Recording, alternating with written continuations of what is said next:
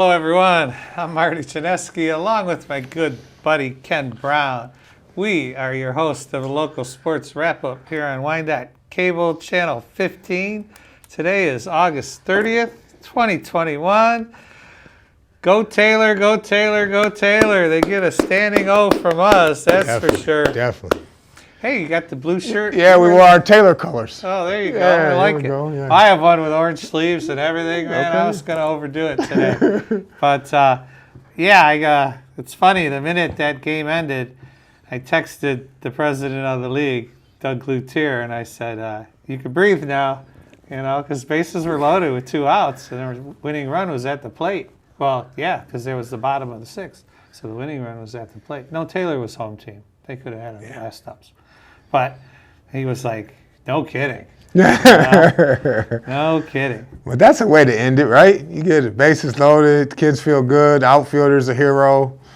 You got to love that. It's good for them to bring it back home to Michigan for the first time since 1959. Hamtramck won the last one. That was many, many moons ago. And 59 year I was born, so wow. 61. I could do the math. That was 61 years ago. Yeah. All right. I was a little too young to play that day. I'll tell you what, it was interesting watching. I watched them beat Hawaii. Their powerhouse, last name again, Thorning? Yeah. Thorning hit a 2-run bomb in the first inning, got a hanging, floating curveball and smashed it. Left the ballpark in about 2 seconds. And then he pitched, right? And then he was pitching. Yeah. They let him throw 50 pitches. And then his dad said, he had had issues. Yeah. And so they didn't want to ruin it. But I'll say this. They played good D the first game against Hawaii. So did Hawaii. Their shortstop gobbles up everything. He plays 15 feet back on the grass, but charges everything. Yeah. So his first move is forward. And that was a good game, 2-1. Never really threatened Hawaii. And then, but the second game, the championship game, that was got out of a bases-loaded jam in the top of the first, and then scored 3 in the bottom of the first. The one kid after Thorning, Surma. Yeah, S-U-R-M-A. I got you. Yeah, he 4 RBIs. Yeah. He had a bases-loaded single. I mean, at second and third, he had a single, drove in those guys. And then in the bottom of the 5th, if you're going to pad your lead, that's when you do it. And he went after a ball as high as his head and just kind of steered it right back at the pitcher, and it went right through the middle. Kid understands hitting. There's a lot to hitting. It's not always hitting it hard. It's hitting it where you hit it. And that's more critical than hitting it hard, Sometimes, you're right. Yeah. He steered it right up the middle, it looked like to me. And it wasn't even a strike, but it was up there, and he went and got it. And do you think them being familiar with the opponent, because they had played Hawaii, I think, 2 days before, because that was their loss, and then their familiarity with Ohio because they beat them in regionals, do you think that helped them with confidence or? Well, I'll say this. I think I would have been worried, being the coach. I would have been worried. You slapped them 9-1 in the regional championship game. Oh, these guys are nothing. Yeah. And you ain't playing that same team, okay, because they lost early in their tournament in Williamsport, and they ran the table. Yeah, they battled back from the losers bracket. I got you. Yeah. They ran the table to get out of that losers bracket, and to beat, what was the team, Nebraska or South Dakota? South Dakota. That team hadn't lost in a long time, and they had their ace sitting but that's irrelevant. You don't get there with one pitcher. Yeah, it's not possible. Like we talked about last week, Taylor's roster was full of 11 pitchers. Yeah. That could have got up there and threw it at any time. I was pretty impressed with the guy they brought in last. He did all right. He did hit 2 batters and give up a single and then a walk to give him a run in the top of the 6th. But I think the jitters of trying to close it out. I hope to get the whole team in here. We might do a Taylor special. Yeah. The only battle with that is that you're going against the networks. The networks want them. Hey, we're bigger than the networks, okay? Don't let anybody fool you. Yeah, we're local. We're local, that's right. And they're having a parade Thursday. Okay. I'm not sure where and when. I'm going to assume early. I'm going to assume somewhere around their ball field. Okay. You know, Taylor North is playing where Northeast used to be or where Northwest used to be. I don't know. Maybe they'll go from one field to the other. I mean, who knows? Yeah. I'll get more details, but it won't help us on this show. No. You know. I think that it'd be kind of cool if they go to Heritage Park and do it. Right there where the home of the 13-year-old World Series, and then they just go around that field and kind of take pictures out there. I mean, you could get a good amount of people around them if you do it that way. Yeah, you're not blocking streets and people aren't. That's a great idea. Yeah. Or you just do it from end up there. Yeah. You know, or start there and end up at your ball field. I think you can go right down Wick, and Taylor Northeast is over there on Wick. So I don't know where they're going, but I'm sure nowadays you can find it on Facebook or Google it. Yeah, quick. Just like you could find us, the local sports rabbi. But I think it's really cool that the way the community was packing bars, you know, watching the games. It really was the best game in town. Because, you know, let's face it, the Tigers are what they are. Miggy's run is over. You know, the Lions, it's still preseason, but hey, they're 0-3. They're on their way. I just heard a nice stat. I heard a nice stat about the Lions. They are underdogs in all 17 of their games. The early odds have come out, even their home games. I don't find that to be going to be possible. They're going to get points eventually at home, I would think. But they've always been a good bet at home with points. We'll cover. Not that I would know anything about them. Yeah, they'll cover. Yeah, I got you. No, I mean, I'm super stoked about the Taylor thing, and I think you're right. Even coaching in Detroit Pal, I seen across our Instagram feed today where they were celebrating Taylor's Little League victory.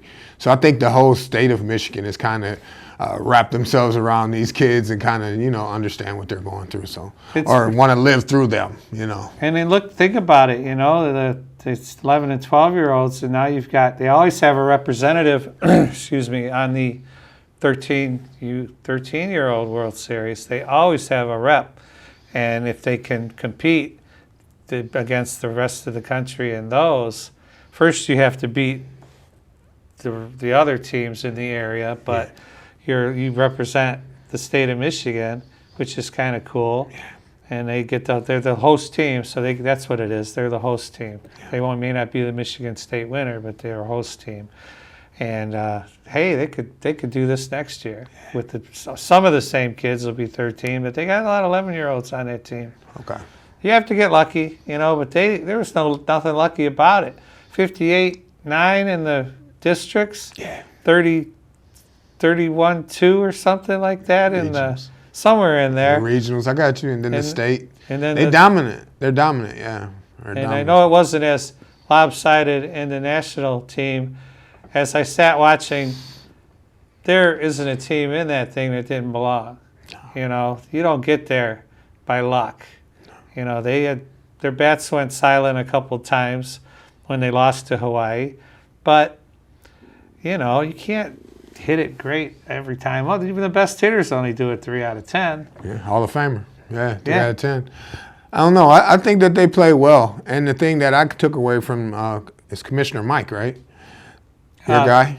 What's his name? Doug Cloutier. I'm sorry. Commissioner Doug. President. Yeah, president. He said that they could hit. They could hit with anybody. And those were his words, right? So then when we saw the 2-0 loss to Hawaii, we knew that the bats would come back, and then they set like a World Series record, 15 runs, 15-6. They won the next game, so he was right. Yeah. They came to hit that next day, and then he hits the bomb to start the game 2-0, and that's pretty much all they needed. Yeah, I think Hawaii got 1 hit. Yeah, that game, couple of walks and 1 hit, and then they went back to the Van Elam kid to pitch the beginning of this game. He pitched 4 innings in the championship game. 32 pitches the first inning. Yeah. He struggled a bit. The umpiring, all right, I'm on a vent, having been a college ump myself, and you make a mockery of the strike zone. Anybody that watch those games. It was a mockery. This was a strike, then it wasn't a strike, you know. Oh, he's consistent. No, there were balls a foot outside he was ringing kids up on. Or maybe, okay, not a foot, 6.5 inches, okay? Just outside the play. That's not a strike. It's not a strike in any league, and these kids know it's not a strike. They're not going to swing at it. That's a myth. It's a myth that, oh, I'm going to call that, I'm going to get them swinging the bat. No, they know what a strike is. Even at this level, they know what a strike is. You start calling pitches that aren't strikes just because, I don't know why. You know, I don't know why. Well, when you try to control a game like that, you get in trouble. I had hockey tickets once, and I had a doubleheader. It was Riverview and Gabriel Richard doubleheader. I didn't know it was a doubleheader, and I had Wings playoff tickets, and I was umping. I said, well, we're going to make fine work of this. Game was extra innings and stuff. I missed the whole first period of the thing. And I'll say this, I never did that again. You call a ball, a strike, it'll figure itself out all by itself. I learned a lesson there when I was young Marty doing umping. You know, you call a ball, and a strike. It'll, if that pitcher can't get it over, you know what? The coach put in another one who can. Yeah. You know, he's got them. He'll help you, right? He'll bring them back. You know, I don't squeeze kids, but man, it was ugly to watch. And all those guys are probably volunteers, and they do it because of seniority. They get invited to Williamsport. That's exactly. They should just put a professional college ump back there and let him do his thing. He'd do it fair and square, you know. But that's always my pet peeve, umpiring, because I was one.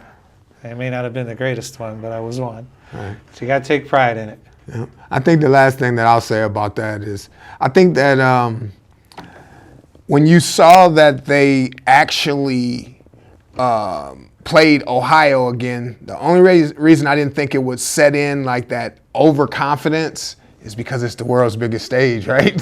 If you've seen any of those 12-year-olds quotes, it was more like, I'm like the happiest 12-year-old. I won. I'm living the dream of all 12-year-olds. These are the quotes I'm reading. I'm like, they're right, though. You know what I mean? Every kid wants to be in Williamsport right now doing this. So those kids had a good sense of who they were, and they went out there and battled and brought the championship back to Michigan. So I'm geeked about that. Let's give the coaches credit. They made the right moves. That's right. You know, I always say coaching's about 25%. Kids got to hit. Kids got to catch it. Kids got to throw it. Yeah. You can teach them to do all that. They turned some double plays. That team knows how to turn the middle. They were good. They were a good team, and we're proud of them. Yeah. You know, I'd go to the party too, but I have to work. Yeah, that's something. Bring them on the show, Doug. Yeah, Doug, get them on the show. We're talking about you. Yeah. All right, hey, football next after Taylor. Right. Hut. Yeah, if we got the Wyandotte started their season. Everybody started their season. Let's just say that the Downriver League got started this week. I guess let's run all the scores. We'll just do that first, and then we'll discuss our beloved Bears who didn't get off to the start that we wanted. We have them on the board here. Well, Carlson beat Lincoln Park 36-7. Yes.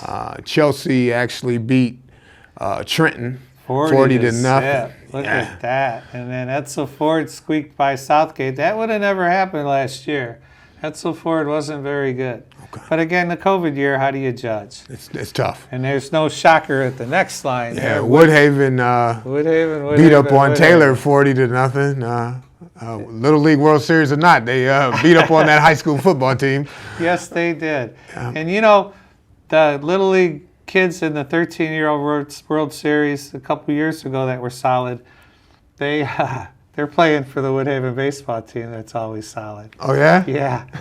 We had Woodhaven 40-0, and then it wind out in Allen Park 38-23. Allen Park, that score was not as close as it says there.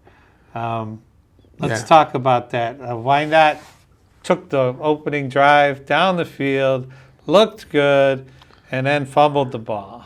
Turnover down low. And then that hurt.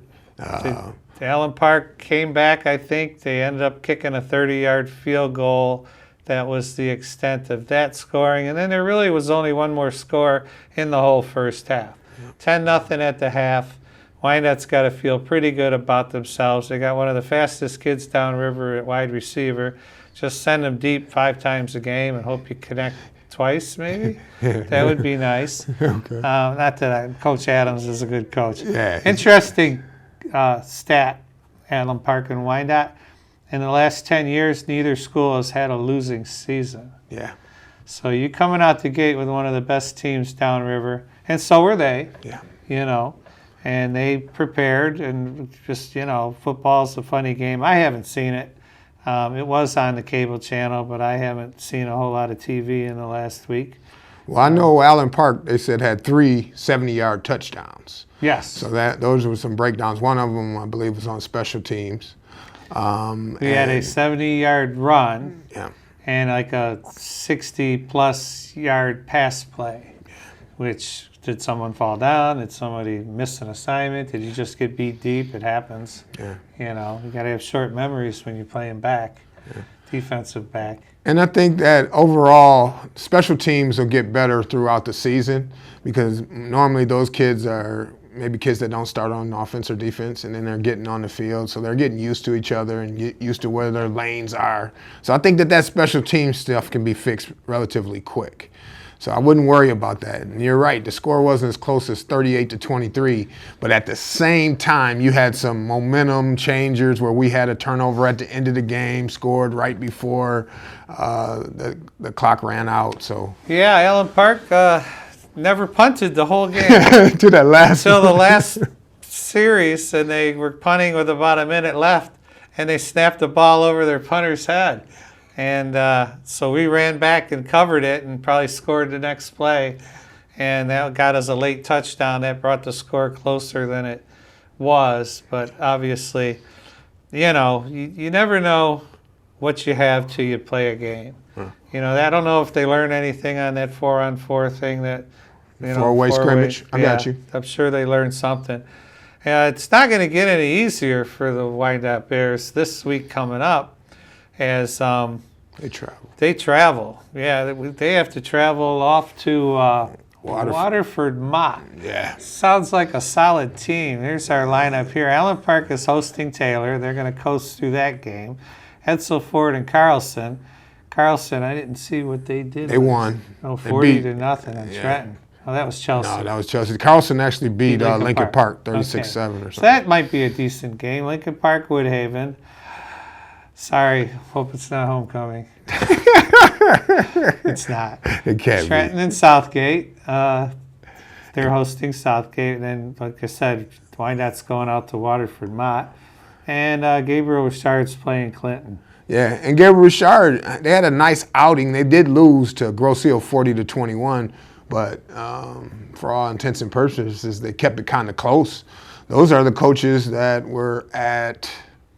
the Trenton coaches. The Trenton connection. That's the Trenton controversy. Yeah, it never ends. That was, that's true. They got over there. Now, obviously, to put your stamp on the team immediately is difficult. Yeah. But I'm sure they're probably technically sound coaches. I mean, let's face it. It's, you know, like they say about baseball, you throw the ball, hit the ball, catch the ball. Yeah. You know, in football, you know, you block, you tackle, you know. Yeah. But the Hall of Famer that came in, he took a shellacking 40-0 to Chelsea. That's the guy that came into the Trenton coaching job, right? That's right. So he came in and lost. Now, Chelsea's no slouch. They played Rouge last year, I believe, in the Final Four. Or in the Final Four because they didn't win it, and Rouge didn't win it either. They got to the finals. But they made it to the state championship, Final Four last year. So Chelsea's no slouch. So you come in playing a pretty good ball club.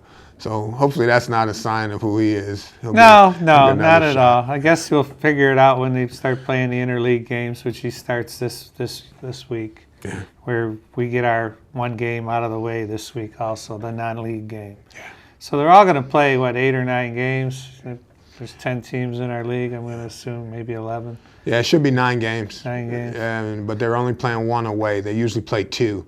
So they must have added another conference game somehow. Maybe the conference got a little bigger. We'll have to ask George to clarify for us. But well, and also they have a coach show here. They interview Coach Adams here on the channel. Yeah, if you just pay attention, he'll be the bear trap, the bear den. Bear Den. Bear Den. Thank you, I like Joel. it. Cameraman Joel. Best cameraman, Downriver. Yeah. And so, yeah, we wish them well this week. They go out to Waterford Mott, watch them flip the script and go out there and slap them. Oh, yeah. It'd be nice. It'd be very nice. I think they will win. Mott has struggled over the years. They haven't been great. There's a lot of schools out there, too. The thing that bothers me is the 36-man roster that we're carrying. That's not a lot of bodies. No. I don't know if they're any bigger anywhere else. I'd have been curious how many Allen Park had on their roster if their sideline looked bigger. I got you. Because that could be intimidating to some of these kids. Let's face it, they're just kids, like the 11 and 12-year-olds. We get them all in the studio. They're just kids. Yeah. They're going to be kids. They're going to come in here and have a blast. Yeah. Now, Marty, I went to Wayne State this weekend. They had that high school football kickoff or whatnot. And I know Rouge played the game before I got there. I don't know if they won. And it wasn't on the Downriver wrap-up. But I watched Cass Tech play Southfield A&T. And Cass Tech had a kid, 6'6", 345 pounds, in the middle left of the tackle. Yeah. No, every play's going his man. It's wide open, and they were up. I know they ended up winning like 49-20 or something like that. But again, it wasn't as close as that, But they were running behind that big guy. Man, he looked like a man amongst boys around there. He was a man amongst boys. Definitely. Where do you get a guy like that? I know he's going somewhere to play college football. That kid was humongous and had good feet, so that he was pulling around and it was crazy. I felt bad for those Southfield kids. So, while we're on the high school sports thing, a big story the other day, ESPN is always showing the best college teams in the world on high school teams. High school teams, best high school teams in the world on Sunday nights, and they showed like 4 games. And this team, Bishop Sycamore, from somewhere, they were playing in the Hall of Fame field over there. Yeah, Columbus, Ohio. Go ahead, but that's in East Canton. Cooperstown. Oh, they're playing Baseball Hall of Fame. Go ahead, I'm with you. Oh, no, you're right, Columbus. Okay. Columbus Hall of Fame. Yeah, and this team comes in and gets slaughtered against Florida A&T, was it, or whatever their name is, because they had just played Friday, first of all, and they got duped. ESPN got duped. Somebody sent in paperwork. Now, they blame the company, and I want to say it's Paramore, that schedules all this for ESPN, and nobody did any research. This Bishop Sycamore team, they claimed they had 10 Division I prospects, on their roster. And some of the names on their roster, the kids didn't even exist. Oh, my God. It was great. It was fantastic. I just learned about it today on the ride home from work. And they got a national TV with their team and got just annihilated 58-0. It was so bad, the announcers for ESPN were concerned about the kids' health because they had no business being on that field. They had played Friday and lost 19-6 against some nobody team in Ohio, you know what I mean? Right. So then they're going to come back and I guess about 15 of the same kids played on this team. You go to their website, they don't even have an option on their website to like contact them or anything. No. It's like a chat room when you go on their website. Get out of here. No, for this Bishop Sycamore. Yeah. That's stuff I just learned reading an article real quick. Shame on ESPN, but man, there are scammers in the world everywhere. Yeah. Everywhere. The kids, I don't know what, I wish I'd have watched it. Yeah, to lose 19-6 on a Friday and then try to make your body recover to play like studs that are going D1 on Sunday, that's nuts. That's nuts. At least don't play on Friday. And you just crammed that whole article before we came on the air. It's nuts, isn't it? Yeah, man, I can't believe Google it, folks. Google Bishop Sycamore or ESPN's apology. Yeah. Because ESPN issued an apology on how they got duped. They blamed the people that set it up, basically. But I got more football. you got more football? Go. Yeah, this is football, the soccer variety. So Wyandotte has 32 kids that are playing in their soccer program at the high school. Nice. 11 of them are freshmen. And then the other kids are juniors and sophomores. So they'll be good for years to come, right? Yeah, absolutely. Last year, all the seniors, though, that actually played got academic recognition. That was easy for me to say. So they're smart kids. Yeah, that's the last year's seniors. But Coach Mike D'Souza says everyone's going to be surprised at their outcome this year. Good. So he's really excited about football. at Wyandotte this year, and so good. Yeah, go Braves. Nope, it's not Bears. Braves. It's Bears. It's Bears. We were the Braves. Yeah, we were the Braves. Yeah. Braves on 3. 1, 2, 3, Braves. Braves. As we wrap up here, got a couple of minutes to go. Don't forget to get a hold of us, localsportswrapup@gmail.com. Emails are a little slow, people. Get in there and give us some of your tips. And George has got scheduling issues, so it might be me and Ken for a while, which is fine. We're gonna start that fantasy football talk show. We gotta pass that by the higher ups at B. Yeah, we get Odds Jones working with us. That'd be nice. Yeah, he'll help us out. Yeah. You get it. But anyway, today was a lot of fun. It was awesome to watch Taylor over the last couple of days, and they're going to have a big party. The Bears will come back. They'll be a good team. You know, they've won 6 for the last 10 years. They're going to, no doubt, they'll probably do it again. Yeah. 12 straight years with at least 6 wins. Yeah, come on. They're coming back. Yeah, they'll fight this week. Watch Bear Trap, and you'll find out what they're doing. That's right. If not, we'll tell you all about it next week. Yeah. I'm Marty Shinesky, my buddy Ken Brown here. Thanks for watching us on Local Sports Wrap-Up. Want to say hi to my mom. Doing better. It's been a long haul over there at the nursing home. Yeah. And I take her to the show, and I let her watch YouTube when I go see her now. And it's cool. Yeah. So, hi, Mom, and thanks for watching, and we will be here next week, me and Ken, next Monday. We'll talk football again.